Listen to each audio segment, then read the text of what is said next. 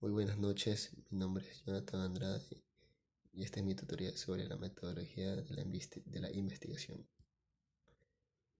Primero vamos a evaluar la confiabilidad y la fiabilidad.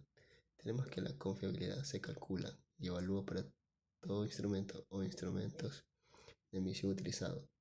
Vamos a tener que el instrumento contiene varias escalas, por consiguiente la confiabilidad también va a tener varias escalas. Existen diversos procedimientos para calcular la confiabilidad de un instrumento, conformado por una o varias escalas que miden las variables de la investigación. Todos utilizan fórmulas que proceden coeficientes de fiabilidad que pueden oscilar entre 0 y 1. Vamos a tener los procedimientos más utilizados para determinar la confiabilidad mediante un coeficiente. Primero vamos a tener la medida de estabilidad, en el cual vamos a tener un instrumento de medición que se aplica dos o varias veces a un mínimo de grupo de personas o casos, después de cierto periodo. Ahora, si la correlación entre los resultados de las diferentes aplicaciones es muy positiva, el instrumento se considera confiable. Ahora, métodos de formas aleatorias o paralelas. No se administra el mismo instrumento de medición, sino dos o más versiones equivalentes a este. Ahora, las versiones son similares en contenido, instrucciones y duración y otras características que se administran a un mismo grupo de personas simultáneamente o durante un periodo corto. Ahora, si la correlación entre los resultados de ambas administraciones es positiva, entonces podemos decir que el resultado es confiable. Ahora, el método de mitades partidas. Tenemos que necesita, en diferencia de los demás métodos, este solo necesita una aplicación, el cual es un conjunto total de ítems reactivos que se dividen en dos mitades equivalentes y se comparan las puntuaciones o resultados de ambas. Si las puntuaciones de las mitades están muy relacionadas, entonces podemos decir que el resultado es confiable. Ahora, el método de coherencia o consistencia interna. Tenemos que son los coeficientes que estiman la confiabilidad. Van a ser el alfa de Cronbach, y los coeficientes KRP y KR21.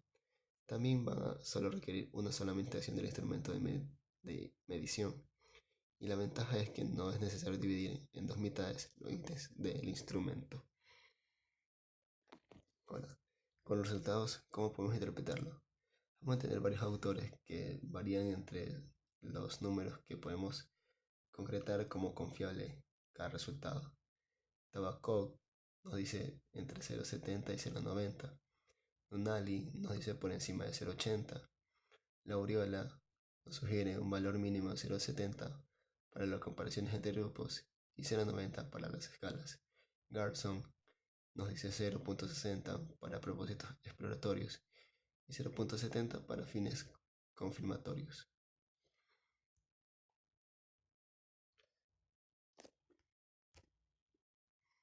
Aquí tenemos un cuadro en el cual resume todo lo que hemos hablado en estos últimos 2 minutos, en el cual hablamos de método, número de veces que el instrumento es administrado, número de versiones diferentes del instrumento, número de participaciones que proveen los datos y la inquietud o pregunta que contesta. Ahora, los puntos claves. Como podemos observar en el gráfico 10, cuanta más información proporcione sobre la confiabilidad, el lector se forma una idea más clara sobre su cálculo y las condiciones en que se mostró. Es indispensable también incluir las dimensiones de la variable medida, el tamaño de la muestra y el método utilizado. Una cuestión importante también es que los coeficientes son sensibles al número de los ítems o reactivos. Entre más agreguemos, el valor de coeficiente tenderá a ser más elevado. Y por último, estimar un coeficiente de correlación o coeficiente de coherencia entre los ítems del instrumento que sea conveniente para calcular la correlación de ítem escala completa. Habrá tantas correlaciones como ítems que contenga el instrumento. Un ejemplo va a ser, si estamos midiendo el autoritarismo, es lógico pensar que quien alcance las rotaciones más altas en esta variable. En toda la clase habrá que tener puntuaciones elevadas en todos los ítems que lo conforman. Ahora, algo muy importante es que si uno de los reactivos sistemáticamente presenta valores contradictorios con respecto a la escala total, este ítem no funciona. Por lo tanto, estos ítems que alcanzan coeficientes de correlación bajo con la escala que se la está midiendo o analizando deben eliminarse.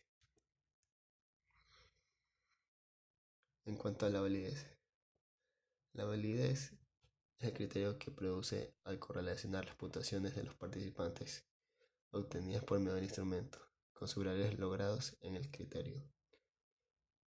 La evidencia de la validez de constructo se obtiene mediante el análisis de los factores. Cuantas dimensiones integremos a una variable que contengan conformarán cada dimensión.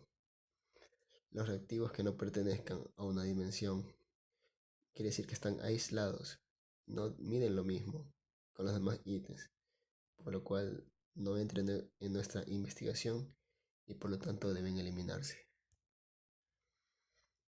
Por cada escala, una vez que se determine la confiabilidad, que puede ser de 0 a 1, la muestra y la evidencia sobre la validez. Si este ítem son problemáticos, ¿qué se deben hacer? Primero, ¿cómo consideramos que un ítem es problemático? Es decir, que no discriminan, que no se vinculan con los otros ítems, que van en sentido contrario a toda la escala o no miden lo mismo. ¿Qué se debe hacer? Se eliminan los cálculos, pero en el reporte de la investigación se debe indicar por qué fueron descartados, las razones y cómo alteraban los resultados. Se vuelve a realizar el análisis descriptivo y de la variabilidad y todo lo que es consiguiente a la estadística descriptiva. Ahora, la estadística inferencial. Con frecuencia, el propósito de la investigación va más allá de describir las distribuciones de las variables. Se pretende probar hipótesis y generalizar los resultados obtenidos en la muestra de la población o el universo. Los datos casi siempre se recolectan de una muestra y sus resultados estadísticos se lo denominan estadígrafos. La media o la desviación estándar de la distribución son una muestra de los estadígrafos. Ahora, a las estadísticas de la población se las conoce como parámetros. Estos no son calculados porque no se recolectan datos de toda la población, pero pueden ser inferidos de los estadígrafos. En el procedimiento de la estadística inferencial vamos a tener que primero tenemos que recolectar datos en la muestra, calcular los estadígrafos, teniendo en cuenta que vamos a tener interferencia de los parámetros mediante técnicas estadísticas apropiadas, las cuales podemos aplicar a la población o el universo. En la estadística inferencial, los dos objetivos van a ser probar pruebas poblacionales y estimar parámetros. ¿Qué es la prueba de hipótesis? La prueba de hipótesis se encarga de determinar si la hipótesis poblacional es congruente con los datos obtenidos de la muestra. Ahora, si de una hipótesis se obtiene como un valor aceptable del parámetro, si es consistente con los datos, si no, se rechaza. Las distribuciones muestrales de medias probablemente son las más conocidas,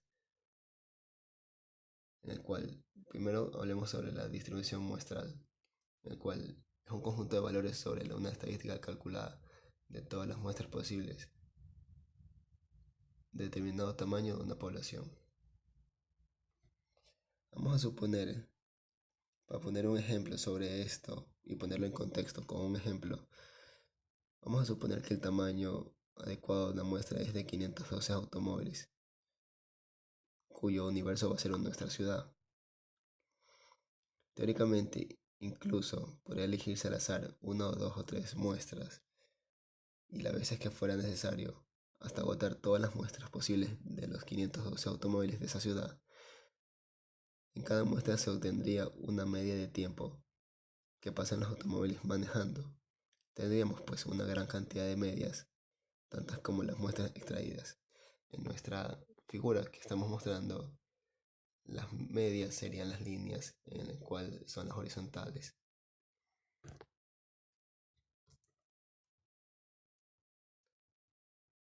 Ahora, otro ejemplo podríamos ponerlo en comparación. Sería los fenómenos del comportamiento humano que se manifiestan en nuestro gráfico. Por ejemplo, la inteligencia. Hay pocas personas que son muy inteligentes, muy inteligentes, que serían los genios en el extremo derecho. Pero también hay pocas personas con muy baja inteligencia, que sería poco inteligente en el lado izquierdo. La mayoría de los seres humanos somos medianamente inteligentes. Esto podría representarse como vemos en la imagen. Debido a ello se creó un modelo de probabilidad llamada curva normal o distribución normal. Como todo modelo es una distribución conceptual que difícilmente se presenta en la realidad tal cual, pero sí se presentan aproximaciones a este. Aquí tenemos otro ejemplo de curva normal. Ahora, las características de la distribución normal van a ser que es unimodal, la simetría es cero, es decir, la mitad de la curva es exactamente igual a la otra. Es una función particular estas desviaciones con respecto a la media de una distribución y una probabilidad de que éstas ocurran.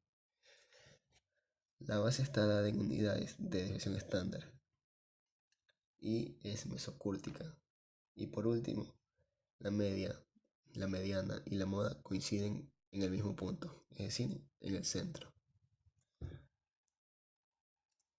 ¿Qué es el nivel de significancia? Se define como la probabilidad de tomar la decisión de rechazar la hipótesis nula cuando ésta es verdadera. ¿Con qué porcentaje de confianza el investigador generaliza? Vamos a tener que el nivel de significancia va a ser de 0.05, el cual implica que el investigador tiene un 95% de seguridad para generalizar sin equivocarse y solo 5% en contra.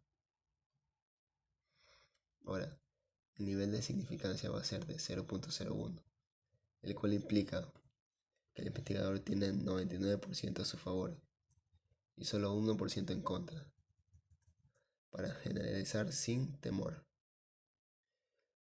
Muy utilizado cuando las generalizaciones implican riesgos vitales para las personas, como por ejemplo pruebas de vacuna, medicamentos, arneses de aviones, resistencia de materiales de construcción, al fuego, al peso, etc. Ahora, ¿cómo se relaciona la distribución muestral y el nivel de significancia? Vamos a tener que el nivel de significación o el nivel de significancia se expresa en términos de probabilidad, es decir, 0.05 y 0.01. Y la distribución muestral también como probabilidad. Para ver si existe o no confianza al generalizar, acudimos a la distribución normal, en el cual depende el resultado si elegimos un nivel de significancia de 0.05 o 0.01. Ahora, se pueden cometer errores al probar hipótesis y realizar estadísticas inferenciales, pues los resultados posibles al probar la hipótesis van a ser aceptar una hipótesis verdadera, que sería la decisión correcta, rechazar una hipótesis falsa, que también sería otra decisión correcta, o aceptar una hipótesis falsa, que se lo podría denominar como un error tipo 2, y también rechazar una hipótesis verdadera, que se lo denomina error tipo 1. Ahora, ambos tipos de errores son indeseables, sin embargo pueden reducirse sustancialmente la posibilidad de que se presenten mediante pruebas probabilísticas representativas, una inspección cuidadosa de los datos, selección de pruebas estadísticas apropiadas y por último mayor conocimiento de la operación. Eso ha sido por todo. Muchas gracias.